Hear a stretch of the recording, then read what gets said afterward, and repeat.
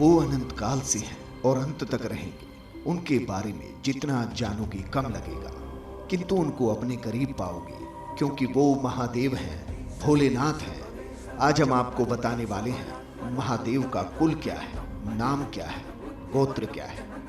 अब आप सोच रहे होंगे कि जो हमेशा से रहे और हमेशा रहेंगे, जो साकार भी हैं और निराकार भी, जो काल के इस पार भी हैं उस पार भी, उनका कुल और गोत्र कैसे हो सकता है। शिव महापुराण में उनके कुल और गोत्र का जिक्र है। मां पार्वती के साथ जब भगवान शिव के विवाह की रीतियों का आवाहन किया गया, तो मां पार्वती के पिता हिमालय ने भगवान शिव से पूछा कि हे शंभो, आप अपने प्रवर, कुल, नाम और गोत्र की जानकारी दें। ये सुनकर शंभु अशोचनीय होकर भी शोचनीय अवस्था में आ गए और ये देखकर वहां मौजूद सभी देवगण, मुनि, गंधर्व, यक्ष और सिद्ध मौन हो गए।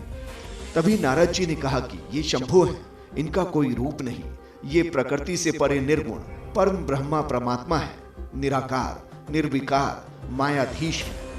ये नाम, कुल और गोत्र से परे स्वतंत्र परमेश्वर है। ये गोत्रहीन होकर भी उत्तम गोत्र वाले हैं, कुलहीन होकर भी कुलीन है। लेकिन विवाह की रीतियों के लिए गोत्र और कुल की जानकारी जरूरी थी। तो फिर शंभु का, शिव का गोत्र और कुल क्या थे? क्या बिना गोत्र और कुल की जानकारी के विवाह संपन्न हुआ? बिल्कुल भी नहीं। हिमालय को समझाते हुए श्रेष्ठ ब्राह्मण नारद जी कहते हैं कि महेश्वर का गोत्र और कुल केवल नाद है। शिव नाद में है और नाद शिव में है।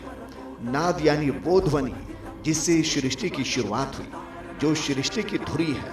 नाद और शिव में कोई अंतर नहीं। नारद की बात सुनकर हिमालय संतुष्ट हो गए और वहां मौजूद सभी शंभु की लीला देख मुस्कुराने लगे। इसके बाद हिमालय अपनी पुत्री मां पार्वती का हाथ शिव के हाथों में देते हुए कहते हैं कि मां कन्या तुम्भम्य ददामि परमेश्वर, भार्यार्थ परिग्रहिणी पश प्रसाद सकले श्रवय।